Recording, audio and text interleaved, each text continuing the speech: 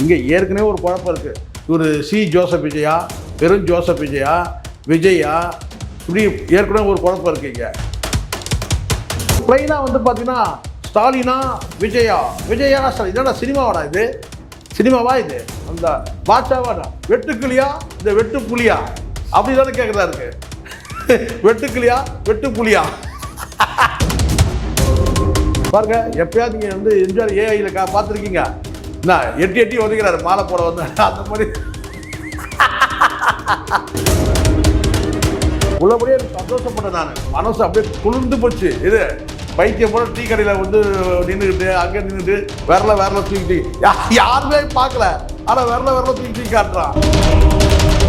நீங்கள் தான் பெரிய கல்ட்டாச்சரா, நீங்கள் தான் உங்கள் தலைவன் வந்து பெரிய மாஸ் லீடரு இல்லை, பக்கா மாசு. இது எப்படி இருக்கான்னு பாருங்க. 300 ரூபா கொடுத்து, தலைக்கு 300 ரூபா கொடுத்து அவன் ஏதோ மீடியாவில் ஊடகத்தில் உட்காந்துக்கிட்டு அவனுக்கு தெரிஞ்ச 4 சட்டத்தை சொல்லிட்டு அப்படி போயிட்டு இருந்த ஆளை அம்பேத்கர் மாதிரி இருக்கிறத சொல்லி வர வச்சு அவருக்கு துண்டை மாட்டி சீட்டையும் கொடுத்து இப்படி திருத்தணியில் பைத்தியம் போக சுற்றிட்டு இருக்கலாம் சார்.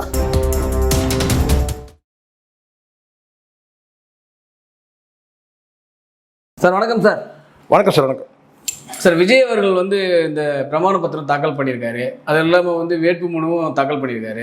பல குளறுபடிகள் உங்களுக்கே தெரியும். ஒரு இடத்துல ஒரு வயசை கொடுத்துருக்காரு, இன்னொரு இடத்துல ஒரு வயசை கொடுத்துருக்காரு. இது எப்படி பார்க்குறீங்க? இது கூட தெரியாத அவருக்கு ஒரு கட்சி தலைவர். இது என்னன்னா டாக்குமெண்ட்டில் வந்து ஒரு வயசு வித்தியாசம் இந்த மாதிரி கொடுக்குறதுலாம் பார்த்தீங்கன்னா அந்த ஸ்கூல்லேருந்தே இந்த பிரச்சனைகள் தொடங்கும். பலருக்கும் பார்த்தீங்கன்னா ஸ்கூலில் வந்து ஒரு வயசு கொடுத்துருப்பாங்க. அதுக்கப்புறம் ஓட்டர் ஐடியில் ஒரு வயசு வரும், ஆதார் கார்டில் ஒரு வயசு வரும், இதெல்லாம் ஸ்பெல்லிங் மிஸ்டேக் வரும். இது எல்லாத்தையுமே டாக்குமெண்ட் வந்து கரெக்ஷன் பண்ணி வச்சுக்கணும் அப்படின்னு சொல்லுது. அது சில நேரங்களில் வந்து இவங்க என்ன செய்வாங்க கேட்டால் வந்து இப்படி இந்த வயசு கூட்டி காமிச்சா இது வசதியாக இருக்கு, இது வயசு ஒன்று கம்மியாக இருந்தால் வசதியாக இருக்குன்னு சொல்லி அப்படியே விட்டுருவாங்க. அது மாதிரி விடக்கூடாது. வயசு, பேர், இதெல்லாம் வந்து பார்த்திங்கன்னா அடிப்படையான விஷயங்கள் வந்து பார்த்திங்கன்னா ஒரே டாக்குமெண்ட் ஒரே மாதிரியாக இருக்கணும் அப்படின்னு சொல்லுது. இங்கே ஏற்கனவே ஒரு குழப்பம் இருக்குது. இவர் சி ஜோசப் விஜயா, வெறும் ஜோசப் விஜயா, விஜயா, இப்படி ஏற்கனவே ஒரு குழப்பம் இருக்குங்க. அப்போ அதை தாண்டி இப்போ நீங்கள் இது அடுத்ததாக கேட்டால் வயசு ஒரு பிரச்சனை இருக்குது. அப்போ இதெல்லாம் வந்து தேர்தலுக்கு முன்னமே வந்து கரெக்ட் பண்ணி வைக்கணும். ஒரே மாதிரி இருக்கணும் டாக்குமெண்ட்டுன்றதை கரெக்ட் பண்ணி வைக்கணும். ஸோ அது வந்து ஒன்று. இது இன்னொரு காரணம் இருக்குது. இப்போ ஏன் இந்த வேட்புமனு தாக்கல் பண்ணும்போது இப்படியான சிக்கல் வருது கேட்டால் ப்ராப்பர் கைடன்ஸ் இல்லை. நல்ல படித்த நபர்கள், அனுபவம் உள்ள நபர்கள் யாரும் வந்து கூட இல்லைன்னு அர்த்தமாகுது. இப்போ இதெல்லாம் வந்து அவங்க அப்பா கூட இருந்தானா இந்த பிரச்சனைலாம் வருமா? வாய்ப்பே கிடையாது. இல்லை சார், இப்போ பார்த்தீங்கன்னா இங்கே வந்து வாழ்க்கையே தமிழக வெற்றி கழகம் பேசிட்டு அங்கே போயிட்டு திமுக 13 தொகுதியில் ஜெயிக்கின்றார் ஒருத்தர். நீங்கள் கவனிச்சிருப்பீங்க நினைக்கிறேன். இன்னும் அதுதாங்க தமிழக வெற்றி கழகம் அப்படின்னு சொல்லிட்டாமா, விடுதலை சித்தை அப்படின்றாரு ஆதவ அர்ஜுனா. பழக்க தோஷம் ஒன்று இருக்குல்ல, இது பழக்க தோஷம் சார். காலங்காலமாக நாங்கள் சொல்ல பரம்பரையாக திமுக ஓட்டு போட்டேன், பரம்பரையாக அதிமுக ஓட்டு போட்டேன்னு சொல்லும் போது இப்படி தான் ஆகும். பழக்க தோஷம் தான் இதெல்லாம்.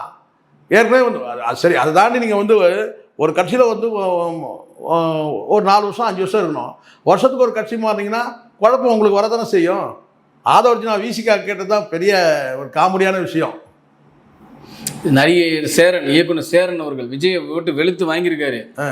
இது சொல்லி ஓட்டு கேட்கணுமே தவிர ஸ்டாலின் வேணுமா நான் வேணுமான்னு சொல்லி தான் ஓட்டு கேட்கக்கூடாது இங்க. ஆமா, இந்த மாதிரி கிண்டல் பண்ணியிருக்காரு சேரன் அவர்கள். நீங்க சார் ஓட்டு கேட்கறதுக்குன்னு ஒரு முறை இருக்கு சார். இந்த இடத்துல நீங்கள் வந்து பார்த்தீங்கன்னா நீங்கள் என்ன மக்களுக்கு செய்ய போகிறீங்க அதை சொல்லுங்கள். ஸ்டாலின் என்ன ஊழல் செஞ்சுருக்காரு அதை சொல்லுங்கள். ஆனால் பிளைனாக வந்து பார்த்தீங்கன்னா ஸ்டாலினா விஜயா, விஜயா ஸ்டாலின். இதோட சினிமாவாடா இது? சினிமாவா இது? அது எதுக்கு ட்ரெண்ட் செட் பண்ணுறாங்களா? மாசாவா ஆண்டனியான்ற மாதிரி அந்த பாட்சாவாடா வெட்டுக்கிளியா இந்த வெட்டு புலியா அப்படி தானே கேட்குறதா இருக்கு. வெட்டுக்கிளியா வெட்டு புலியா. அந்த வடிவேலு காமெடி ஒன்று போட்டாங்க சார். சார் இந்த லேகே வாங்கி சாப்பிட்டா ஐயோ இது போன வாரம் பேசுறதாச்சு அப்படின்ற மாதிரி ஆதராஜனை போட்டு ட்ரோல் பண்றாங்க. ஆனால் விடுதலை சித்தி ஓட்டு போட்டு அப்படின்றாரு ஒரு இடத்துல நின்றுக்கிட்டு. இதெல்லாம் என்ன எப்படி சார் பார்க்குறீங்க? இதெல்லாம் சார் எனக்கு தெரியும் காமெடி தான் sir. Full and full comedy sir. இதுக்கு ஒரு பக்கம்னா இது தாண்டி இந்த ஏஐ வந்து ஓப்பன் பண்ணாலே இந்த எம்ஜிஆர் வந்து விஜய் சண்டை போடுற மாதிரி தான் இருக்குது. அது ஒரு பக்கம் இருக்கிற காமெடி பார்த்தாத்துக்கு அது ஒரு காமெடி. எனக்கு இப்போ எம்ஜிஆர் நினச்சாலே எனக்கு சிரிப்பாக தான் இருக்குது இப்போ பார்த்தா. ஏன்னா இவங்க அந்த மாதிரி ஆக்கிட்டானுங்க டோட்டலாக. பாருங்கள், எப்பயாவது நீங்கள் வந்து எம்ஜிஆர் ஏஐயில் பார்த்துருக்கீங்க? என்ன எட்டி எட்டி ஒதுக்கிறாரு மாலை போட வந்து அந்த மாதிரி. உங்களுக்கே தெரியும் இந்த திருத்தணி வேட்பாளர் பாவம் தன்னந்தனியா பிரச்சாரம் பண்ணிட்டு இருக்காரு. நேராக இப்போ அடுத்த கட்டம் அவருக்கு என்ன தெரியுங்களா, இது ஸ்ட்ரெச்சரில் படுக்க வச்சு நேராக கீழ்ப்பாக்கத்தை கொண்டு வந்து சேர்க்கணும் அப்படியே. சார் அனுபவிக்கணும் சார். அம்பேத்கர் வந்து உலகத்தையே கண்டுபிடிச்சி வந்து கொடுத்தவர் எங்கள் தலைவர் தான் சொன்னான்னா அவன் அனுபவிக்கணும் தான். நான் உண்மையிலேயே உள்ளபடியே எனக்கு சந்தோஷப்பட்டேன். நான் மனசு அப்படியே குளிர்ந்து போச்சு. இது பைத்தியம் போல டீ கடையில் வந்து நின்றுக்கிட்டு அங்கே நின்றுட்டு விரல தூக்கி யாருமே பார்க்கல, ஆனால் விரல தூக்கி காட்டுறான். இதுதான் உண்மை. பார்த்து தான் இருக்கு. அவர் யார்? அம்பேத்கர். அம்மா யார்? அவர் அம்பேத்கர் சொன்னது யாரு கேட்டால் யார்? இவர் யார்? எம்ஜிஆர். இவர் எம்ஜிஆர், அவர் அம்பேத்கர். இல்லை சார், முதல்ல பார்த்தீங்கன்னா அஜித் ரசிகர்கள் தனியாக போஸ்ட் ஓட்டினாங்க, ஓட்டு போட மாட்டேன். ரஜினி ரசிகர்கள் தனியாக போஸ்ட் ஓட்டினாங்க, ஓட்டு போட மாட்டேன். இப்போ என்ன ஆச்சு, 2 பேரும் ஃபேன்ஸு சேர்ந்து போஸ்ட் ஓட்ட ஆரம்பிச்சிட்டாங்க. என்ன சார் இப்போது எல்லாரும் வந்து என்னென்னா ஒரு ரூமர் வந்து இப்போ தான் மெல்ல மெல்ல விலகுது. என்னென்னா அஜித் வந்து மறைமுகமாக ஆதரவு தெரிவிக்கிறாரு, ரஜினிகாந்த் அமைதியாக இருக்கிறதுக்கு காரணம் திமுக மீது உள்ள ஒரு வெறுப்பு, அதனால் வந்து அமைதியாக இருக்காரு, ரஜினி ரசிகர்கள் கூட வந்து பார்த்தீங்கன்னா விஜய்க்கு தான் வாக்களிப்பாங்கன்னு அப்படி அந்த ரூமர் இருந்தது. மெல்ல மெல்ல விலகி இப்போ நேருக்கு நேர் போஸ்டரே ஒட்ட ஆரம்பிச்சிட்டாங்க. எனக்கு தெரிஞ்ச தவிர 15ஆம் தேதிக்கு மேலே வந்து பார்த்தீங்கன்னா ஆதவர்ஜனுக்கு எதிராக வந்து இதே வில்லிவாக்கம் தொகுதியில் ரஜினி ரசிகர்கள் களத்தில் இறங்குறாங்க 15ஆம் தேதிக்கு மேலே. அப்படி கூட ஒரு தகவல் இருக்குது. அதை பாருங்கள் நீங்கள். முழுக்க ஆதவர்ஜனாவை தோற்கடிக்கணுன்ற ஒரு உக்கிரமான வந்து பார்த்தீங்கன்னா ஒரு எண்ணத்தில் இருக்கிறாங்க ரஜினி ரசிகர்கள். அது நம்ம நெருக்கத்தில் தெரியும் பாருங்கள். இல்லை, அவர் தான் வந்து சந்திக்க போகிறாரு, விஜய் போய் ரஜினி சந்திக்க போறாரு, ஒரு ஆர்வம் தேட போறாரு சொன்னாங்க. குறிப்பிட்ட ஒரு ஊடகத்தில் அது ஒரு செய்தி வந்து கசிஞ்ச செய்தியாக வந்து நம்ம பேசணும். புரியுது நான் சொல்றது? உறுதி பண்ணல. அப்படி பார்த்தால் கூட ரஜினி ரசிகர்கள் தெளிவாக இருக்கிறாங்க. ரஜினியே சொன்னால் கூட அவங்க வந்து வாக்களிக்க மாட்டாங்க. வேற அப்படி ஒரு டிஸ்கஸ் ஓடுனது உண்மைதான். அதாவது விஜய் தரப்பில் கேட்டிங்கன்னா வந்து சந்திக்கலாமான்னு சொல்லி கேட்டதுக்கு அது ரஜினி அவர்களை தவிர்த்துட்டாருன்ற மாதிரி கூட சொல்கிறாங்க, தகவல் இருக்குது. இல்லை சார், இந்த கோபடத்தில் உங்களுக்கு தெரியும் ஒரு காட்சி அமைப்பு வரும், அந்த அஜ்மல் வந்து அவரே வந்து பாம்பை செட் பண்ணி அவரே வந்து ஒரு ஆதாயம் தேடும். ஆமாம், அந்த மாதிரிலாம் கூட நடத்த நிகழ்வு வந்து நடக்கிறதுக்கு வாய்ப்பு இருக்கு. விமர்சனம் நீங்கள் திரும்பவும் சார் அவர் சொல்கிறது 100% கரெக்ட் சார். நீங்கள் எந்த எல்லைக்கும் போவானுங்க சார், ஜெயிக்கணுன்ற அந்த எண்ணத்தில் எந்த எல்லைக்கு போவோம். ஆதவர்ஜனா இப்போ வேஷம் முகத்தில் கலைஞ்சிட்டே இருக்கு. அவன் ஜெயிக்கணும்னா என்ன வேணால் செய்வான் அந்த மாதிரியான வந்து. ஆனால் அவனுக்கு தொட்டதெல்லாம் வந்து நான் கேட்டால் அவங்களுக்கு நெகட்டிவாக போயிட்டுருக்கு. இதுதான் உண்மை. சரி, எனக்கு ஒரே டவுட்டு சார். தமிழ்நாட்டில் நீ பிரச்சாரம் பண்ணுறீங்க, திமுக எடுத்து சொல்கிறீங்க ஸ்டாலின் வேணுமா நான் வேணுமான்றீங்க. பாண்டிச்சேரியில் போய்ட்டு யாரை எதிர்ப்பார் இவர்? சார் இப்போ நல்லா புரிஞ்சுங்க. பாண்டிச்சேரியில் அவங்க வந்து பார்த்தீங்கன்னா மொத்தமே வந்து 20 லட்சம் வாக்குகள். நல்லா தெளிவாக புரிஞ்சுங்க. 20 லட்சம் வாக்குகள் போது ஏற்கனவே அங்கே உள்ள கட்சிகளே வந்து பார்த்திங்கன்னா வந்து 50 ஓட்டில் 30 ஓட்டில் ஏன் 20 ஓட்டில் கூட பார்த்தீங்கன்னா ஜெயிக்கிற மாதிரி மொத்தமே வந்து பார்த்துங்க. நீங்கள் 30 நீங்கள் அங்கே 30 கேண்டிடேட்னா 20 லட்சம். அப்போ வந்து வாக்குகள் எப்படி செதறன்றதை நீங்கள் பார்த்துங்க. அதனால் வந்து 50 ஓட்டு ஏன்னா ஏகப்பட்ட கட்சிகள். அதுவும் குறிப்பாக அதுவும் விஜய் வந்து பார்த்தீங்கன்னா அங்கே போய் போகிறதுனால வந்து பார்த்தீங்கன்னா அங்கே கேண்டிடேட் ஜெயிக்கிறான்னு சொல்லி நீங்கள் வந்து ஒரு கற்பனை வச்சுக்காதீங்க. ஏன்னா அங்கே எம்ஜிஆர் மாதிரி இருக்கிறது வந்து ரங்கசாமி. திடீர்னு ஒரு நடிகர் வந்துட்டார் உடனே வாக்குகள் அப்படி போயிடலாம் கிடையாது. ஒரு சீனை போடலாம். ஆனால் அப்படியே ஜெயிச்சால் கூட வந்து பார்த்தீங்கன்னா விஜயோட கேண்டிடேட் ஜெயிப்பாருன்றதுக்கான வந்து வாய்ப்பு கிடையாது. அந்த கூட்டணி கட்சி இருக்கா பார்த்தீங்கன்னா அந்த கேண்டிடேட் ஜெயிக்க வாய்ப்பு. ஏன்னா அவங்க காலகாலமாக ஃபிக்ஸ்டாக வச்சுருக்கிறாங்க. இந்த தெருவில் நம்ம ஓட்டு, இந்த தெருவில் நம்ம ஓட்டுன்னு. விஜய் போயிட்டு அதை கலைக்க முடியாது. கூட்டணி சேர்ந்ததுனால வேணால் அந்த அந்த கூட்டணி வேட்பாளர்கள் ஜெயிக்கிறதுக்கான வாய்ப்பு இருக்குது. அதனால் வந்து பார்த்தீங்கன்னா விஜய்க்கு வாய்ப்பு கிடையாது. அப்போ கூட நான் சொல்கிறேன் பாருங்கள். அது உங்களுக்கு தெளிவாக தெரிய பாருங்கள். ஏற்கனவே அங்கே வந்து இந்த தெருவில் எனக்கு அந்த தெரு ஏன்னா மொத்தமே 20 லட்சம் வாக்குகள் சார், 30 கேண்டிடேட்டு. அப்போ பார்த்துங்க. இல்லை, இதில் இன்னொரு சம காமெடி கேளுங்க. அவர் வந்து திருத்தப்பட்ட பிரமாண பத்திரத்தை இன்று சமர்ப்பிக்கதான் இருந்துதான். யோ இன்னைக்கு சனிக்கிழமை லீவியா, இது கூட உங்களுக்கு தெரியாதுன்ற எப்படி இருக்கு கூட தெரிய மாட்டேங்குது. எந்த அளவுக்கு இதுதானுங்க பாருங்க. இது சாதாரண மக்களுக்கு தெரியுது கூட. ஐயோ சனிக்கிழமை லீவியா இன்னைக்கு, இது கூட தெரியாம இருக்கிறானுங்க பாருங்க. இந்த எஸ்ஐஆர் படிவு கொடுத்தாங்கல்ல சார், இப்போ எஸ்ஐஆர். ஆமா, அந்த படிவு வந்து அவங்க அப்பாவது அம்மாவதையும் விஜய்க்கு ஓட்டு போட சொல்லி கேட்டிருக்காராம்.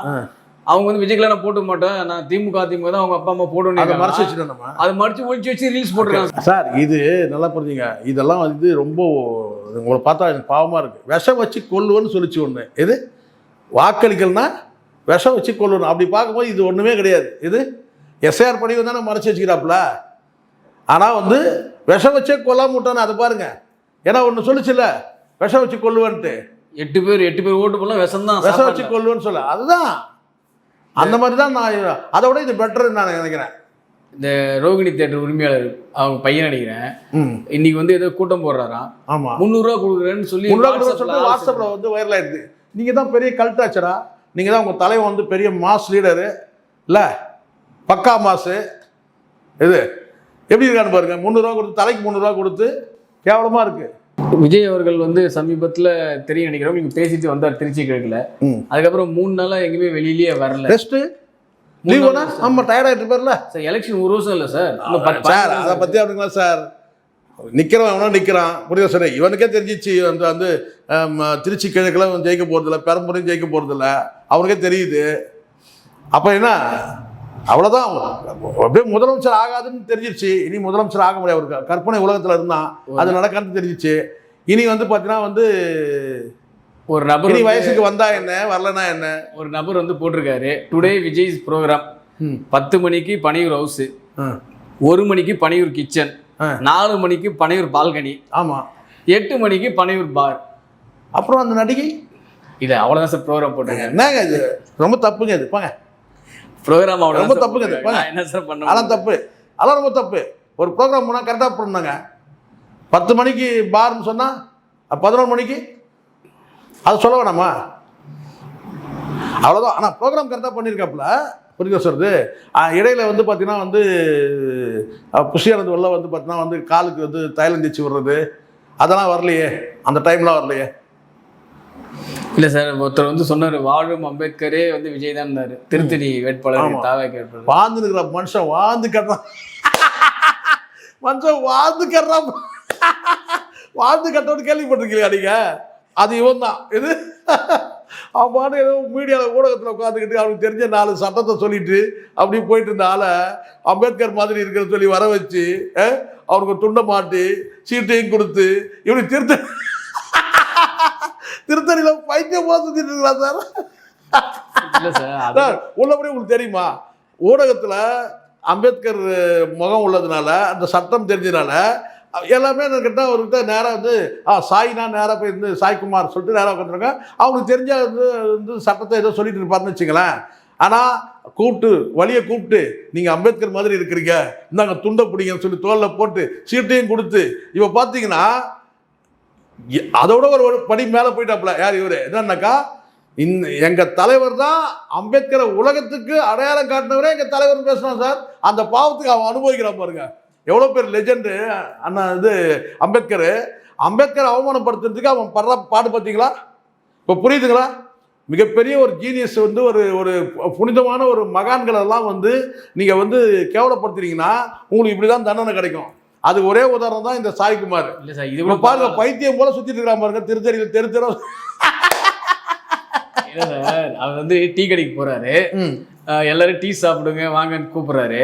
ஒருத்தர் டீ சாப்பிட்டுன்னே இருக்காரு, அவர்கிட்ட இப்போ டீ சாப்பிட்றீங்களா சார் கேட்குறாரு. நான் சாப்பிட்டு தான் சார் இருக்கேன்றாரு அவரு. வேற என்ன சார் கேட்கறது சார்? வேற என்ன கேட்க முடியும்? நீங்க சொல்லுங்க. ரெண்டாவது அதை விட நீங்க இன்னொரு சீன் பார்க்கல, யாருமே இல்லை சார் அங்கே. பாருங்க, எங்க இப்படி கை காட்டும் போது அங்கே யாருக்குன்னா எலக்ட்ரிக்கல் போஸ்ட் இருக்கு. என்ன இன்னொரு இடத்துல வீடுகள்லாம் வந்து பார்த்தீங்கன்னா கல் அடிக்க வச்சிருக்காங்க வீடு கட்டுறதுக்காக. அந்த கல்லுங்கிட்ட போயிட்டு இப்படி கட்டுறாருல கட்டுறாரு. இல்லை சார், உப்பு தண்ணி பார்த்து இல்லை வழக்கமாக வந்து தலைமை தான் தற்கொலையா இருக்குன்னு பார்த்தா வேட்பாளராச்சும் கொஞ்சம் அறிவாளியாக இருப்பாங்கன்னு பார்க்குறேன். அவங்களும் இல்லையா சார்? வாய்ப்பே இல்லை சார். எப்படி சார் இருக்கும்? தலைமை தற்கொலை, இணை துணை மாவட்ட தற்கொலைகள், இப்போ வேட்பாளர் தற்கொலைகள், அவ்வளோதான். சரி சார், நம்ம பொறுத்திருந்து பார்ப்போம். இன்னும் போகிற போக்கில் இன்னும் வந்து நாட்களே வந்து ஒரு 15-16 நாட்கள் தான் இருக்குது பிரச்சாரம் முடிக்கிறதுக்கு. இன்னும் எத்தனை தொகுதிகள் போகிறாரு, என்ன பண்ண போகிறான்னு ஒன்றும் புரியல. சரி, வெயிட் பண்ணி பார்ப்போம் sir. Thank you very much sir. நன்றி சார், நன்றி. இது போல பல வீடியோக்களை கண்டு மகிழ எங்களது ரீசன்ட் வாய்ஸ் சேனலை மறக்காம சப்ஸ்கிரைப் பண்ணுங்க.